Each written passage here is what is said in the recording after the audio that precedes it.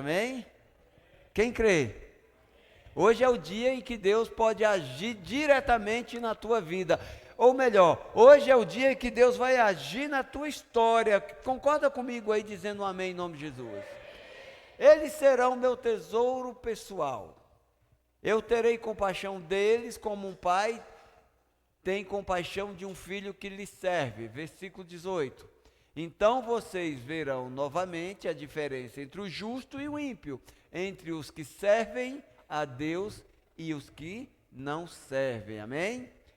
Querido, ultimamente nós temos ouvido, presenciado aí as notícias de guerra, de crise, as notícias de confusão. Alguém sabe do que eu estou falando?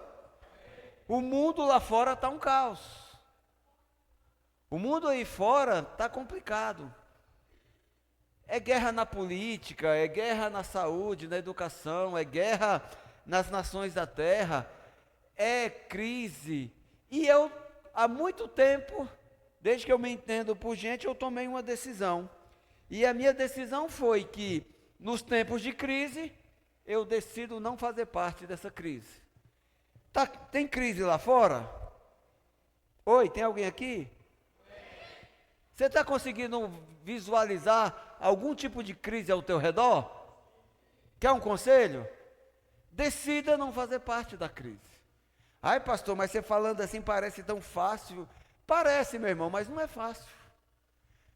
Ficar de fora de uma crise é para gente madura. Alguém aqui quer amadurecer? Bater no peito e falar assim, eu sou maduro, qualquer um faz. Mas realmente ter atitude, ações, dar passos com maturidade é outro processo. E a palavra de Deus aqui em Malaquias capítulo 3, versículo 17 e 18, no 16 está assim, depois aqueles que o temiam o Senhor conversavam uns com os outros, e o Senhor os ouviu com atenção. Foi escrito um livro como memorial na sua presença acerca dos que temia ao Senhor e honravam o seu nome. Os que temem ao Senhor e honram o seu nome. Aí no 17 aqui, por favor. No 16, está escrito que Deus diz assim, eu ouço, eu escuto aqueles que me temem e me honram. No 17 diz assim, no dia que eu agir, diz o Senhor dos Exércitos, eles serão o meu tesouro pessoal. Então, quando o mundo lá fora está tendo crise, a gente tem que tomar a decisão, eu não vou participar dessa crise. Como é que nós fazemos isso? Temendo ao Senhor e honrando o seu nome. Fala assim comigo, para eu não fazer parte de crise nenhuma, eu preciso aprender, temer a Deus e honrar o seu nome. Aleluia! Isso aqui, queridos, é um tesouro muito precioso que Deus já está começando a entregar na sua mão hoje. A crise está lá fora. E não fazer parte dela é uma decisão pessoal sua. No mundo tem um dizer que fala assim, que toda regra tem sua exceção. Toda regra tem a sua. Nós podemos ser a regra em relação à crise. Perdão, nós podemos ser a exceção em relação à crise. Se está tendo crise por aí, você quer amadurecer em Jesus, então você decide ser a regra. Se todo mundo lá fora está vivendo crise, eu sou a exceção. Como é que eu faço para ser a exceção? Temendo a Deus e honrando o seu nome. Como é que a gente faz para ser uma exceção no tempo de crise? Vamos lá, todo mundo. Como é que a gente faz para ser uma exceção no tempo de crise? Exatamente, a gente precisa aprender e se dedicar em permanecer, porque a gente vai adquirir temor ao Senhor. Temor a Deus é uma transformação de vida que nós vivemos a partir da prática da palavra. Quando nós nos dedicamos a praticar a palavra, aprender os princípios de Deus e obedecer, nós fazemos isso porque nós temos temor. O temor é uma unção que o céu derrama sobre nós.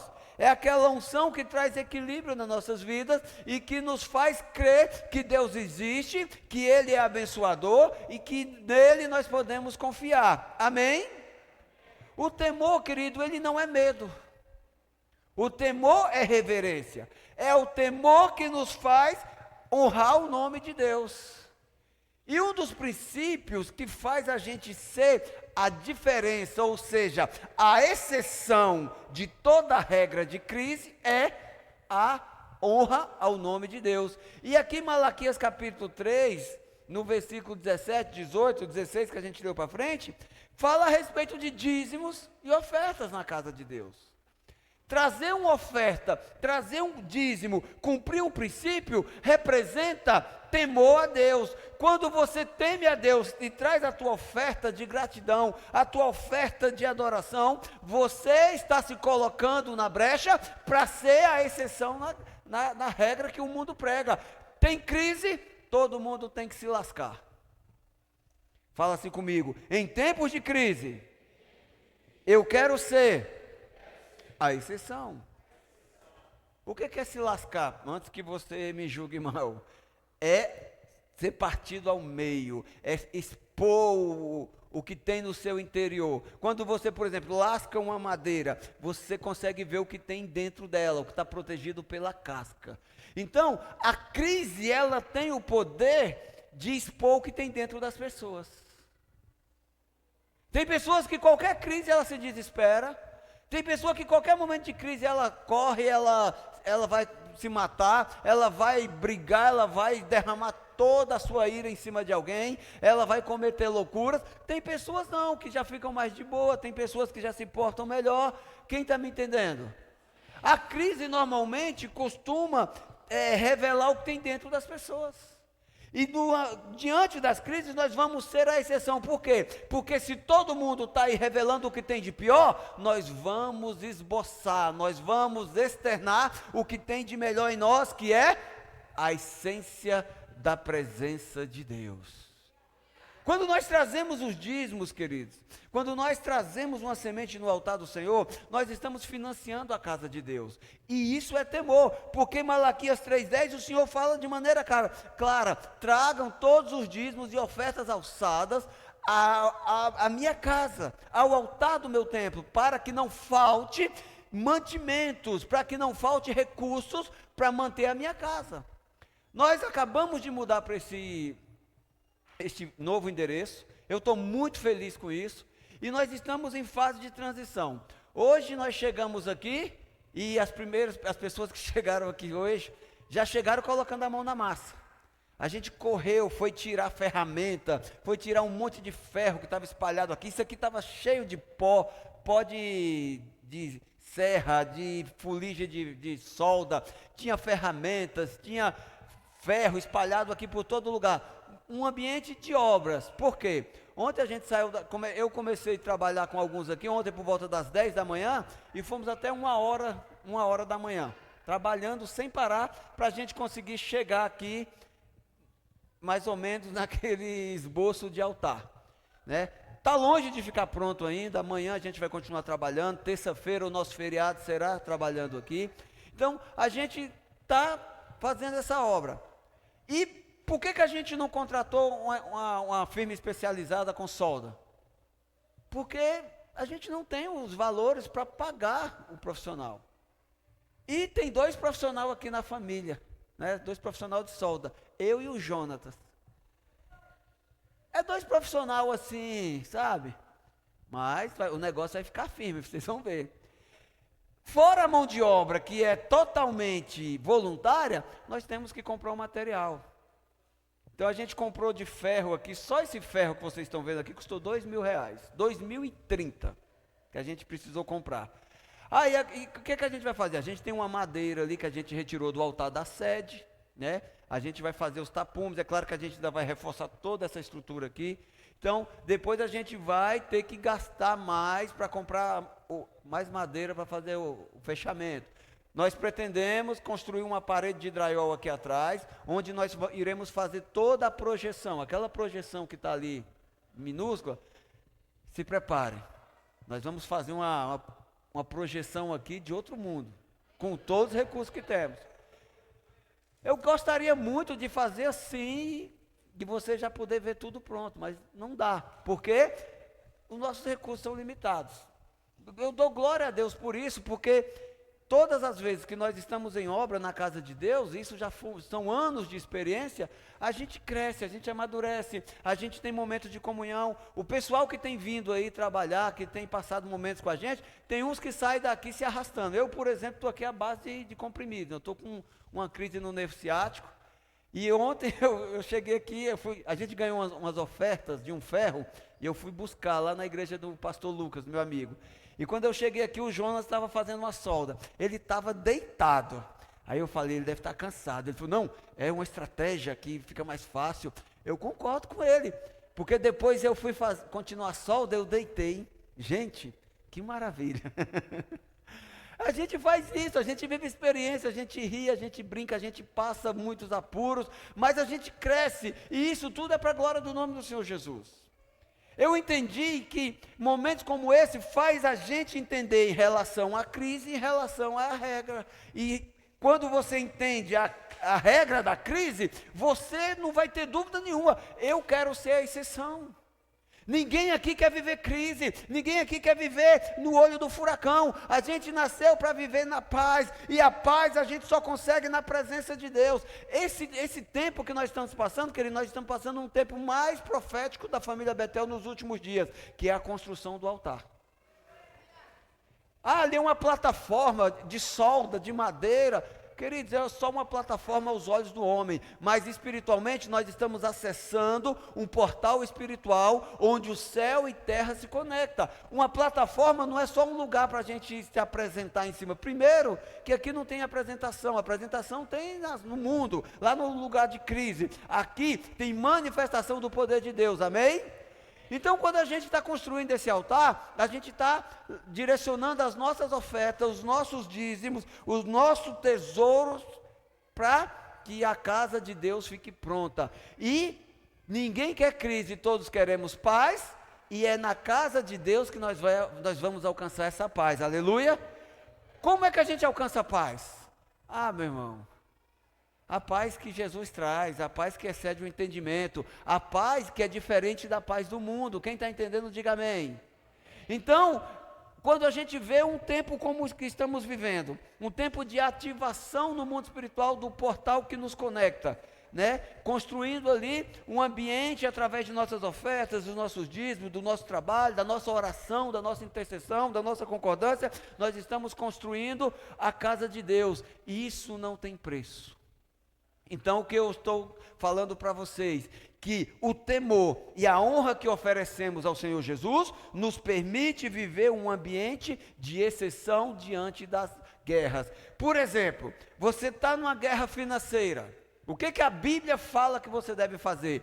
Se você é fiel, se você teme e honra o nome do Senhor, você tem autoridade, autoridade para entrar diante de Deus no mundo espiritual, através do portal espiritual que tem em cada igreja, e falar: Senhor, eu estou com a guerra financeira, a crise está querendo absorver e anular a minha condição de exceção, a tua palavra diz que eu sou o teu tesouro pessoal, então cumpre a tua promessa de Malaquias 3:10. Deus vai fazer assim, vai aparecer dinheiro na tua conta, um envelope com dinheiro na tua caixinha do correio? Não, mas Deus vai te abençoar, vai te dar saúde, vai te dar estratégias, vai te dar força para você começar a prosperar, porque prosperidade não é riqueza, não é dinheiro para você ostentar, prosperidade é paz, inclusive na tua vida financeira. Quem entende? Como é que eu garanto isso? Temor e honra ao Senhor, semeando e contribuindo para que a casa de Deus não falte mantimentos, porque se você for fiel, você vai poder fazer prova de Deus, Malaquias 3:10, então faça a prova de mim, amém?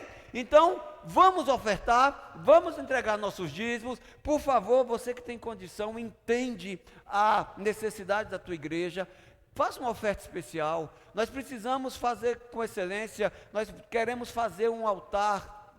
Não é uma coisa para impressionar o homem, é uma coisa para servir famílias.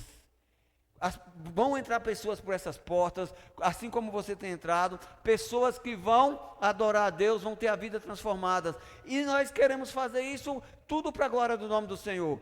Nós vamos demorar um pouco ainda, porque nós vamos fazer uma adequação no prédio, investir aqui na acústica, colocar iluminação, projeção. Nós vamos começar com a linha de lives. Temos muito ministério aqui, temos umas salas que vamos colocar em prática alguns ministérios.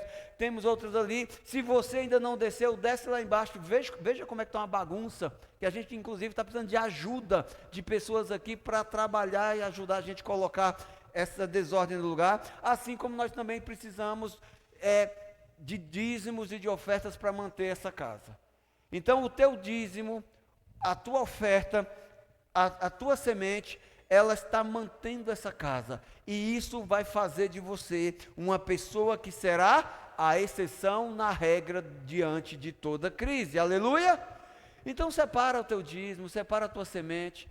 Você que pode trazer uma oferta especial, por favor, contribua, faça uma oferta especial. Você que entende o princípio, você que compreende o que eu estou falando aqui em relação à semeadura no reino de Deus, é muito importante, porque a igreja de Cristo e a família Betel é a igreja de Cristo, ela faz parte do corpo e nós somos sustentados pelos dízimos.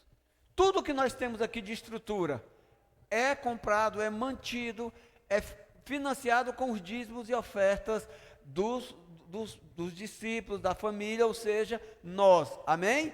Então separa a tua semente, você pode mandar ali direto para o Pix da igreja, você pode passar também na maquininha de cartão, nem está ali a maquininha, você pode fazer a tua semeadura, nos ajude a vencer esse gigante. No final do culto eu quero orar com você, porque levantou um gigante que essa semana, que eu não estava contando com ele, é um gigante muito brabo. Esse aí a gente vai ter que lutar com ele na oração. A gente acabou de entregar o nosso prédio lá da sede, cumprimos todas as exigências e a imobiliária nos multou em R$ 8.300. Eles estão alegando quebra de contrato. Então é claro que temos uns caminhos para recorrer, mas é uma coisa que além de roubar a paz, que eu já estou com uma dor no nervo ciático, tomando de pirona de 1 grama para poder trabalhar aqui e até me mexer. Ainda vem esse tipo de situação. Amanhã cedinho eu vou lá na imobiliária, eu quero conversar com eles. A gente tinha, de maneira informal, feito um acordo. Virei as costas, eles meteram uma faca formal, ou seja, preencheram, alegando algumas cláusulas de contrato. Então amanhã eu vou lá conversar, tentar reverter essa situação. Eu creio que com a oração, com a unidade, a gente vai vencer isso. Se não vencer, aí a gente vai ter que orar mais e financiar, pagar essa multa aí, porque senão a gente vai ficar complicado como igreja. E a igreja de Jesus, a família Betel, nunca descumpriu um acordo, nunca deixou de pagar um acordo. Eu não acho justo, mas temos um contrato e eu vou tentar negociar amanhã, visto que temos conversa de WhatsApp que garante que eu comuniquei tudo no certinho. Inclusive a gente só mudou de lá em abril porque o nosso contrato vence em março, um contrato de 10 anos, tá bom? Então no final do culto, se eu me esquecer, por favor, alguém me lembra aí, alguém fica já antenado. Aleluia! Vai ficando de pé, eu quero orar para a gente abençoar nossas sementes. Para vocês verem como é que o diabo está furioso com tudo isso que nós estamos vivendo. Essa transformação, a vinda para esse endereço, a mudança, né? A projeção que nós vamos ter a partir de agora. O diabo está furioso, ele está usando todas as ferramentas dele para tentar roubar nossas forças, para tentar nos adoecer, para tentar nos fazer desistir. Mas presta atenção, hoje nós vamos sair daqui mais fortes, amém? Pai, em nome do Senhor Jesus, eu quero abençoar, Senhor, as sementes que estamos plantando no teu altar, para que Malaquias capítulo 3, versículo 10 se cumpra, e Malaquias 3, 16, 17 e 18 aconteça. Nesse tempo de crise, nesse tempo de guerra, nesse tempo de escuridão, nós vamos ser a exceção, a tua igreja, o teu tesouro pessoal, aqueles que o Senhor guarda, que o Senhor envolve, que o Senhor protege, que o Senhor prospera com a tua bênção, aquele Senhor que vive e faz a diferença. Todos irão enxergar em nossas vidas a diferença daqueles que são fiéis à tua causa, à tua casa, aos teus princípios, daqueles que temem o teu nome e honra ao Senhor. Que se cumpra essa promessa na vida dos dizimistas, dos ofertantes, daquelas pessoas que amam a família Betel e que têm semeado os seus recursos, a sua fidelidade, para que esta obra cresça, avance e permaneça. Em nome de Jesus, amém. Glória a Deus, aleluia, glória a Deus. Onde é que está? Ali, gente, perdão. Nós ainda estamos aí em fase de adaptação. Traz ali a tua oferta. Nós estamos plantando no altar, porque esse altar é oferta de honra, é corban. Que Deus abençoe, prospere, multiplique e cumpra Malaquias 3, 16, 17 e 18 na tua vida. Você é tesouro pessoal de Deus, em nome de Jesus. Glória a Deus.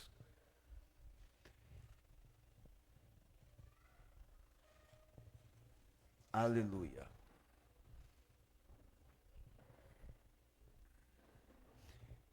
Alguém aqui já ouviu aquela frasezinha que o inferno algumas vezes diz para confrontar, para desafiar? Tipo assim, onde está o seu Deus? Alguém aqui já teve dia ruim? Alguém aqui passa dia ruim? Alguém aqui, vamos gente, assume aí, você quer sair daqui mais forte? Alguém aqui está no dia ruim? Alguém aqui sabe o que é um dia ruim da vida? Já passou algum momento ruim? Aleluia, que bom. Quem não levantou a mão é anjo? É o quê? É alma de outro mundo que não sabe o que é dia ruim? Glória a Deus. Eu já passei algumas situações e já presenciei alguns testemunhos de pessoas que contaram, né? E no meu caso, uma pessoa chegou diretamente e falou assim: onde está o seu Deus? Né? E como eu disse, nos últimos dias não está nada fácil. Realmente, os últimos dias têm sido dias difíceis. Quando a gente sai da guilhotina, a gente cai na forca. É tipo assim, você sai da dificuldade e entra no dia difícil. Quem já jogou videogame sabe, você passa numa fase difícil, a próxima é mais difícil ainda. E de algumas situações, queridos, como essa, é comum a gente pensar assim: poxa, a Bíblia fala que a tristeza dura uma noite, mas a alegria vem pela manhã. Mas só que parece que quando o dia está ruim, a noite dura 36 horas. E o vale de ossos secos se estende. A pessoa começa a ver, poxa, mas todo dia é ruim, esse tempo ruim está durando meses, não foi uma noite, está durando meses, já está muito tempo, está muito difícil, o vale de osso seco não muda, ele só cresce. Aí o que a pessoa fala? Está osso. É muito vale de osso seco, então fica osso, fica difícil, e até parece que a sala do trono do Cordeiro de Deus está fechada. Você ora, você grita, você clama, você se desespera, você faz voto, você faz jejum e parece que nada muda. O que fazer diante de uma situação dessa? Aí quando você faz, já começa a ficar meio aqui naquela, sabe, tentar se alinhar para você confiar em Deus, aí o Satanás envia uma bocazinha do inferno lá e ele faz essa pergunta: onde está o seu Deus? Alguém já respondeu essa pergunta aí? Onde está o seu Deus? Eu já tive a oportunidade. Uma vez me perguntaram onde estava o seu Deus e as coisas não estavam tão ruins, né? É fácil responder essa pergunta quando está tudo bem. Quando você, por exemplo, está carregando nas mãos uma bênção. Quando está tudo mais ou menos. Aí se alguém te confronta: ah, mas cadê Deus na sua vida? Mostra. Isso acontece muito quando a gente quer evangelizar as pessoas. Quando a gente quer falar do amor de Jesus, quando a gente convida as pessoas para vir para o culto, e a pessoa não gosta, sabe, do crente, não quer saber de Jesus, a pessoa está feliz no mundo, está endemoniada, né? Algumas vezes acontece isso. Então, as pessoas ficam com aquela resistência. Então, é fácil você responder esse questionamento. Olha, o meu Deus, Ele está aqui dentro, Ele está no trono de glória, o meu Deus é a minha resposta, é meu refúgio, é meu escudo, o meu Deus é meu tesouro, quando está tudo bem. Mas hoje eu quero falar contigo a respeito de duas situações que talvez você não esteja vivendo nenhuma delas, mas pode ser que você viva. E como o Espírito Santo ministrou essa tarde, depois do culto, nós iríamos sair mais fortes. Amém? Fala para uma pessoa que está perto de você, fala assim: hoje você vai sair daqui mais forte. Aleluia. Nós estamos debaixo de uma unção profética, queridos. O céu, a unção que Deus está trazendo sobre nós é uma unção de crescimento. Fala amém em nome de Jesus, família. Crescer em todas as áreas. Crescer na intimidade, crescer no romper profético. Você está tendo a oportunidade de crescer no teu relacionamento com Jesus. E esse crescimento chama-se maturidade. Nós estamos debaixo de uma unção de vinho novo, terra nova. Aleluia! Vocês notaram que nos últimos tempos, aí, nos últimos cultos, desde o finalzinho do ano passado, Deus tem falado a respeito de escritura, de casa. Alguém notou? Vocês ouviram o testemunho? Porque Deus começou a falar do altar e eu ouvi pelo menos aí 6 testemunhos de pessoas que compraram casa própria, que assinaram o contrato, fecharam o contrato para casa própria. Nós, a igreja Família Betel, em novembro de 2025, tínhamos um sonho, um projeto de viver isso que estamos vivendo hoje. Hoje, em abril de 2026, nós estamos aqui, no nosso novo endereço, na nossa nova terra, debaixo da unção do vinho novo. Quem entende, diga aleluia. E tudo isso aqui, querido, é cumprimento de uma promessa. No mês passado a palavra foi a respeito do vinho novo, e a palavra de Deus diz, em João capítulo 15, que o vinho novo não pode ser derramado em odre velho, porque o odre não suporta o peso, a fermentação daquele vinho. O odre acaba estragando e fazendo com que o vinho se perca. Então, o vinho novo não pode se perder na tua vida, diga aleluia. O vinho novo também não é só para você armazenar. Vinho novo, gente, é bênção de Deus sobre a tua vida, amém? E esse vinho não é só para você falar, olha, Deus me abençoou, tá? Mas abençoa aonde? Deus me abençoa. Aonde, irmão? A bênção de Deus, ela não traz confusão. A bênção de Deus, ela é um fruto que permanece na vida daquele que vive, aleluia? Ou seja, o vinho novo é para você sentir o gosto, o sabor. Glória a Deus. E filho imaturo, meu irmão, ele não entende. É por isso que precisa crescer. É por isso que a gente precisa querer viver tudo que Deus está dizendo para a gente. O filho imaturo, por exemplo, segundo a Bíblia, ele não recebe a herança enquanto não amadurecer. E o que nos faz filhos de Deus? Fala assim, a minha fé. Amém?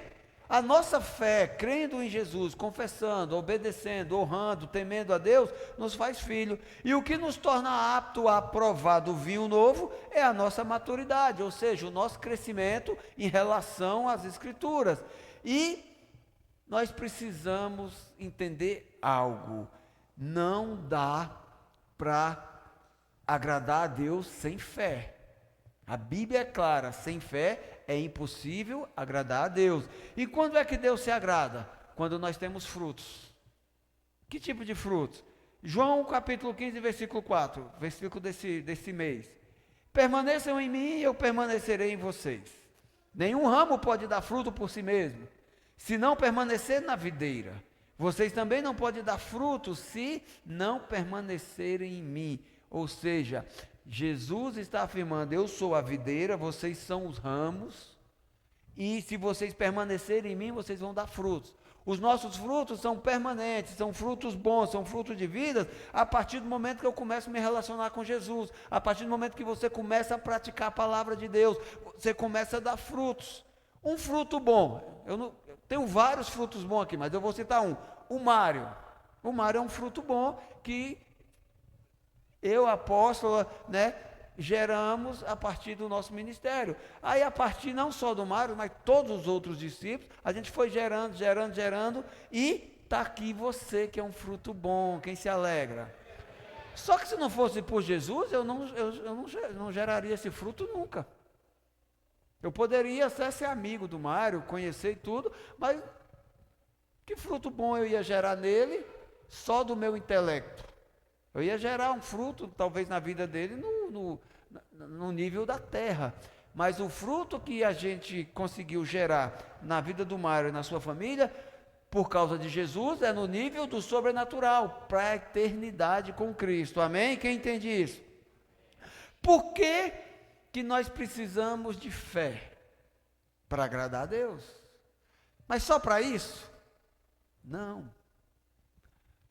Nós precisamos de fé para viver. Nós precisamos de fé para permanecer. Nós precisamos de fé para agir. Nós precisamos de fé até para levantar da cama. Nós precisamos de fé para reagir. Nós precisamos de fé muitas vezes para não reagir a alguma situação. Nós precisamos de fé para pensar, para tomar decisões, para falar. Porque a fé, queridos, é um fruto que o Espírito Santo gera em nossas vidas. Aleluia! E ao longo da nossa jornada, a nossa fé é provada. Acabamos de provar a fé aqui. Tivemos a palavra, o momento de oferta e dízimos. Então a tua fé acabou de ser provada. Você quer ser exceção à regra, mas você tem fé para isso? Você está entendendo? Por que Deus prova a nossa fé? Porque Deus não acredita no que eu falo. Será que é mesmo? Deus não precisa que você prove nada para Ele. A nossa fé é provada ao longo de toda a nossa vida. Não é só em relação a dízimo e oferta não, tá gente? É em relação a tudo. Por que a nossa fé precisa ser provada? Não é para convencer Deus. Não é para que Deus acredite, para quando você fala assim, a minha alma anseia por Ti, Senhor. A minha alma tem fome, tem sede de Ti. Você não precisa convencer Deus que a tua palavra ali é verdadeira, você não está emocionado, você está mentindo porque você está querendo enganar Deus. Não é isso. Deus não duvida da tua palavra. Por que a nossa fé precisa ser provada? Porque nós precisamos ter convicção que a nossa fé gera frutos. Então a fé é provada ao longo da nossa vida, não para convencer Deus, mas por nós mesmos. A nossa fé é uma semente de vida de Cristo dentro de nós. Quem crê nisso? Por que nós precisamos de convicção? Porque uma pessoa que tem convicção e ela vive em Cristo, é aquela pessoa que não desiste. Você já viu algum crente desviado? Eu estou usando essa palavra, ela parece forte, mas é a palavra que mais se encaixa aqui. Aquele crente que estava de boa, mano. Foi para o encontro, conheceu Jesus, teve uns, expulso da vida dele. Ao longo do tempo foi sendo tratado, gerou frutos. Da noite para o dia, a pessoa desvia. O que a Bíblia fala? Que quando um espírito maligno é removido, quando as trevas se extinguem de uma vida, e ela dá brecha, vem 7 vezes pior. Então por que leva uma pessoa a desistir dos caminhos do Senhor? A fé, sem convicção. Eu conheço pessoas que desviou, e nesse período que ela desviou, ela morreu. Aí eu vou lá fazer o velório e falo, uma estrelinha que nasceu do céu, está no céu, sentado no colo de Jesus. Vocês acham que está mesmo? Quem acha que está aqui? Tem algum inocente aqui? Me perdoe se tem algum visitante aqui que eu estou jogando água na sua constelação. As pessoas vivem aí, o que leva uma pessoa a desistir da eternidade, da salvação com Cristo, e troca tudo por uma baladinha no mundo?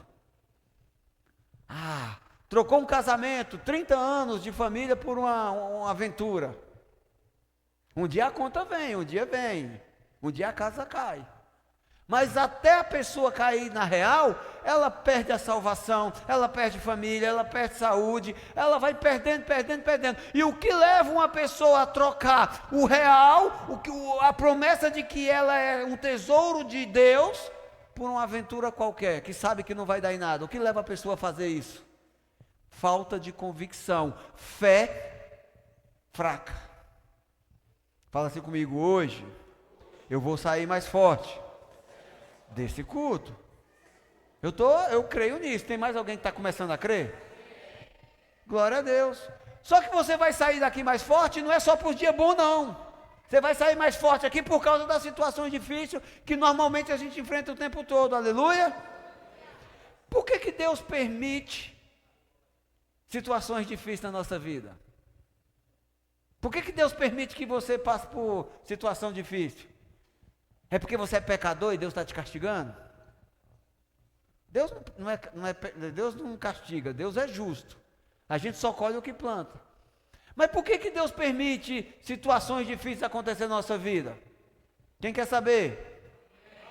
Eu vou responder junto contigo. Falar assim: situações difíceis acontecem na minha vida para eu testar a minha fé. Como é que você vai saber que a tua fé é convicta se está tudo bem?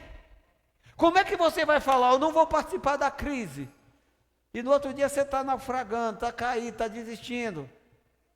Quem está entendendo isso aí, diga amém. Então situações difíceis, crises, problemas acontecem na vida das pessoas para fortalecê-las, para amadurecê-las. Diga aleluia. Um exemplo para você entender bem. Quem é recém-casado aqui? Menos de 2 anos. Otávio e a Kathleen, né? Mateus, Larissa. O Murilo ali, Larissa também, Sara e Bruno. Eu e a apóstola, 31 anos. O casal recém-casado, ele vai descobrindo que todo mês as contas se renovam e algumas até se dão cria, se multiplicam. Aí a pessoa fala: a gente não pode gastar, a gente tem que parar, faz conta, ou tem uns que nem faz conta, e vai fazendo, e vai vivendo, mas com o passar do tempo, a pessoa vai amadurecendo. Outro dia eu estava conversando com uma pessoa recém-casada, eu falei para ela: bem-vindo ao mundo dos adultos. Amadurecer é caro. É caro, eu não estou falando de dinheiro, amadurecer dói. A palavra que está regendo a família Betel, a palavra que o céu está liberando sobre a tua vida neste ano é maturidade. Então se prepare, você vai amadurecer e isso vai causar um certo nível de dor. Ai pastor, eu não queria ouvir, eu também não queria falar, irmão. Mas nós temos que ter uma convicção, porque senão qualquer ventinho, qualquer conversinha, qualquer dificuldade, você desvia. E posso dar um conselho? Desvia não, irmão. Deu um trabalho para trazer você para cá. Teve uns irmãos aí que ficou 3 meses de jejum, orando, teve outros que foi fazendo, e a gente é assim. Já que eu comecei a falar do Mário, esse Mário me deu um trabalho, gente. O Cláudio ali foram 8 anos. O pastor Celso mais 8. E não foi aqueles 8 anos assim, sabe? Não, 8 anos dando trabalho mesmo. Os caras resistindo, dificultando. Mas Jesus entrou na causa. Então, receba essa palavra no teu coração, seja convicto, não vai nessa: eu vou sair da igreja, daí diz que vai sair dessa aqui porque aqui está ruim, e vai para do vizinho, porque lá do vizinho a grama é mais bonita. Aí no meio do caminho ele se distrai, ele se perde. Então já que você vai correr o risco de se perder no meio do caminho só por causa de grama, fica aqui, me ajuda a construir o jardim, que a gente faz um gramado para você. É Ele, o sumo pastor, que nos leva a pastos verdejantes, aleluia! Então vamos ser rebanho, mas nós precisamos ter rebanho com fé, rebanho que tem convicção, é rebanho que não pode sair daqui, desviar daqui um pouco, só porque a fé é uma fé fictícia. Foi assim com Jó, Foi assim com Davi, com José do Egito. Davi teve o Golias que preparou ele para o trono. Qual é o teu gigante? Você quer alcançar novas conquistas? Quer viver um novo nível de crescimento, de responsabilidade? Se prepara, você precisa derrubar o teu gigante. Ah, se o meu gigante tropeçar, se cair sozinho, não vai. Se você não for lá e dar uma pedrada na testa dele, tomar a espada dele e cortar a cabeça, aquele gigante vai passar o resto da vida te amedrontando, porque medo, eu disse o quê? Medo é uma arma que o inferno usa para te paralisar. A Bíblia diz, e o medo paralisa o crente, mas é o amor que lança fora todo medo. Amor e fé são necessários para a gente agradar a Deus. Eu só vou temer a Deus se eu aprender a amá-lo, aleluia. E como é que a fé, por exemplo, acabei de falar de Jó, José do Egito, Davi, Abraão. A fé de Abraão foi provada. Como é que Deus provou a fé de Abraão? Abraão, pega teu filho, o filho do teu amor, porque ele tinha um filho da desobediência, né, o Esaú. Deus falou, não, eu quero o Isaac. O Ismael, perdão. Obrigado, amor. Deus pegou, falou para Abraão, eu quero Isaac. É o filho da promessa, é aquele que você guarda no teu cofre. É esse aí que eu quero. Vai lá no Monte Moriá e sacrifica ele para mim. Abraão falou, uai, Deus mudou as regras do jogo? Esse negócio de derramar sangue, matar galinha preta, esquartejar animal nas esquinas, lá do outro lado agora Deus está falando para me matar o meu filho. Aí Abraão pensou, manda quem pode, obedece quem tem juízo. Temou a Deus e honra o nome. Abraão andou 3 dias e foi apresentar o filho como oferta a Deus, exatamente como Deus mandou. A fé de Abraão foi provada. Deus permitiu que Abraão matasse Isaac? Quem sabe? Quem já leu o livro? Não, Deus falou, olha Abraão, se alguém aqui vai matar um filho, se alguém aqui vai perder um filho para salvar toda a humanidade, ou para salvar ou para provar a fé, deixa que eu faço isso. Foi por isso que Deus enviou seu filho para morrer em nosso lugar, aleluia. E o próprio Jesus, né, gente? A fé de todas essas pessoas na Bíblia, o próprio Jesus, foram provadas por amor a nós. Vamos ler aqui, Daniel capítulo 3, versículo 14. Eu quero apresentar as duas situações, para que você saia daqui fortalecido na fé e com convicção. Você vai olhar para frente, olhar para o trono da graça do Cordeiro de Deus e vai permanecer, porque os nossos frutos em Jesus serão permanentes. Nós não vamos desistir, aleluia? Nabucodonosor lhes disse, antes de ler aqui, deixa eu contextualizar para você a história. Capítulo 3 de Daniel fala que o imperador, o imperador do Império Babilônico, ele era um cara que era diferente, ele tinha tanto poder e ele servia a deuses pagãos. Então ele achou por bem construir uma estátua dele mesmo. Mas não foi uma estatuazinha assim, ele mandou construir lá fora, no jardim do Palácio Real, uma estátua de ouro, de 27 metros de altura, equivalente a um prédio de 9 andares. Ele construiu lá a estátua, e como se não fosse só isso, o que ele fez? Ele baixou um edital, liberou um decreto e falou, toda vez que os instrumentos tocarem, tipo assim, sabe aquele instrumento, aquela corneta oficial? Todo mundo tinha que chegar diante da estátua e se prostrar e adorar. Aí ele construiu a estátua, faz o teste, daí toda a nação que estava ali naquela região se prostrava e adorava, e devia falar, Nabucodonosor é lindo, Nabucodonosor é o melhor. Quem está entendendo? E no Império da Babilônia, tinha um povo de Deus. A Babilônia, por causa do pecado do povo de Deus, por causa de Israel, invadiram a nação de Israel, destruíram tudo, destruíram o templo, mataram metade da população e uma boa parte levaram como escravos. Entre esses escravos tinha 4 homens de Deus, 4 jovens, Daniel, Misael, Ananias e Azarias. Quando chegaram na Babilônia, o imperador Nabucodonosor mandou trocar o nome de todo mundo. A primeira coisa que o diabo faz quando quer confundir a pessoa é roubar a identidade deles. Então Daniel colocou o nome de Beltesazar, que quer dizer aquele que adora Bel. E Daniel foi um grande homem, se destacou e mudou a história, inclusive, do império da Babilônia. Mas tinha os 3 amigos, que foi Sadraque, Mesaque e Abidnego. Então esses 3 homens, quando ouviram falar que tinha uma estátua, e que quando tocasse uma musiquinha ali, eles tinham que se prostrar, eles falaram, para a gente não. Eu entendi que o meu Deus é um Deus zeloso e não divide a glória dele com ninguém. Então tocou a música e os caras, aí todo mundo se ajoelhou, ele vai ajoelhar. Não, eu não.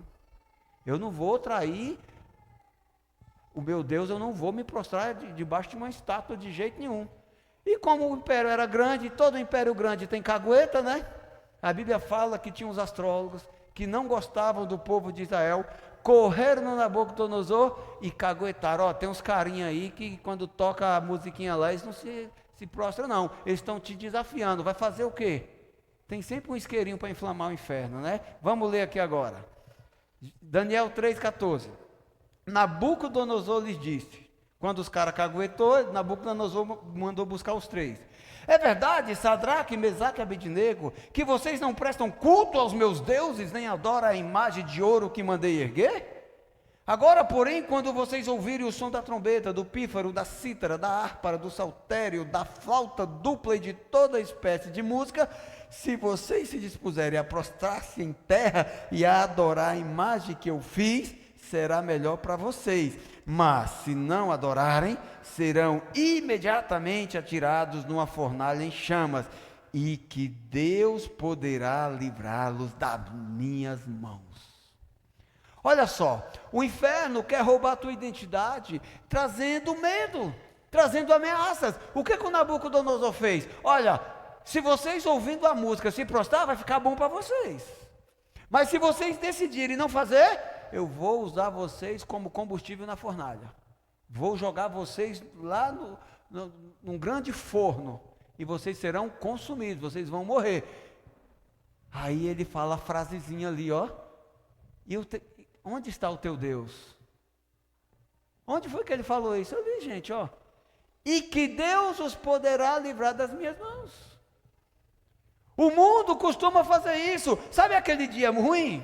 O dia difícil? Aquele que está osso? O mundo começa a usar, talvez não chegue para você diretamente e fique te confrontando. Ah é? Você não é crente? Não, por que está passando dificuldade? Você não é crente? Por que está tanto problema assim? Onde está o teu Deus? Muitas vezes o inferno não vem direto, ele fica com sondagens ou com ameaças. Olha, o negócio é o seguinte, a gente pode ir ali no esqueminha, numa situação, a gente pode ir ali num terreiro, a gente pode ir ali numa festinha, numa baladinha, pode ir num prostíbulo, pode usar uma droga, pode cometer um crime, mas é assim, se você for, nós vamos estourar no norte, vamos ganhar dinheiro, vamos se divertir, vamos ficar felizes. Se não for, você vai morrer. Algumas vezes o inferno faz isso, ele vem de maneira sorrateira, ele ameaça, ele te encanta com falsas promessas, e no final ele faz a pergunta, onde está o teu Deus? Já que você é crente, por que teu filho está doente? Já que você é crente, por que está faltando dinheiro na tua casa? Já que você é crente, por que está dando tanto problema na tua vida? Sabe por quê? A resposta, já que você é crente, por que tanto problema? É porque a tua fé está sendo provada. Para provar para Deus que você é fiel? Não. Para provar para você mesmo que você não vai desistir, que não importa a ameaça, que não importa o tamanho da fornalha, que você tem condições de permanecer, porque se você permanecer no Senhor, os teus frutos serão para a glória do nome do Senhor Jesus. Aleluia! Olha só a resposta que os 3 amigos deram para o imperador. Versículo 16, Sadraque, Mesaque e Abidnego responderam, ó rei Nabucodonosor, não precisamos nos defender de ti. Ah é? Quem vai defender vocês? Próximo. Se formos lançados na fornalha em chamas, o Deus a quem servimos pode livrar-nos, e ele nos livrará da tua mão, ó rei, ele afirmou. O rei que nós servimos, ele tem poder, e ele vai nos livrar em nome de Jesus, amém? Próximo. Mas, se ele não nos livrar, sabe, ó rei, que não serviremos aos teus deuses, nem adoraremos a imagem de ouro que mandastes erguer. A fé desses 3 homens aqui era uma fé convicta, que nem a ameaça de ir para uma fornalha, nem a ameaça de morte, nem uma ameaça sob pressão, sob imposição de medo, fez eles mudar atrás. Alguém sabe aquilo que eu estou falando, o que é uma situação como essa? Olha para a tua vida. Quantas vezes você pensou em desistir? Tem pessoas que veio aqui hoje forçado, na dificuldade. Se você não for, o casamento está acabado. Daí você vem. Aí você vem amarrado. Você já parou para pensar que essa tua resistência não está fazendo nenhum bem para você? Essa resistência só está fazendo na tua vida exatamente o que o inferno quer? Mas se eu recusar a me prostrar para uma imagem de ouro, que imagem de ouro é essa? O que ela representa na vida do crente atual? As legalidades do mundo, a teologia da prosperidade. Porque eu vou para a igreja, já que Deus não me prosperou, eu vou mudar de religião, porque lá eles vão me abençoar. Eu vou fazer um esquema, é um tiro só, é um momento só. Queridos, Deus é zeloso, Ele não divide a glória dele com ninguém. Então para de achar que você trocar Deus por qualquer outro ídolo, você trocar tua fidelidade por Deus por qualquer situação vai resolver teus problemas. O que Deus gosta é isso aqui. Olha, o Deus que nós servimos, Ele tem poder para nos livrar, mas se Ele não nos livrar, se Ele permitir que a gente morra na fornalha, Ele vai continuar sendo nosso Deus. Deus não deixa de ser Deus porque não atendeu o teu pedido, o teu desejo, o teu sonho. Por que Deus permitiu a situação ruim? Para provar para você que você tem fé para suportar. Deus ama quando mesmo diante de ameaças, de medo, de situações adversas, você decide permanecer, você decide ficar, você decide acreditar, você consegue confiar o teu coração a Ele, mesmo sangrando, sofrendo, chorando, você não abre mão da tua presença com o Senhor Jesus, diga aleluia.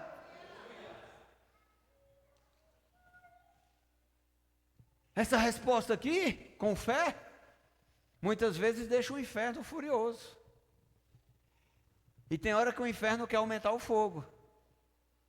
Ele está te consumindo ali, está tentando te minar com situação difícil, e não tem situação ruim que o diabo não possa piorar. Então o que ele faz? Ele joga gasolina.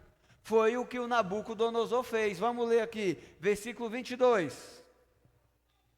A ordem do rei era tão urgente e a fornalha estava tão quente que as chamas mataram os soldados que levaram Sadraque, Mesaque e Abednego. Por que essas chamas matou até os soldados que foram jogar os 3 lá dentro? Porque o rei mandou aquecer a fornalha 7 vezes mais.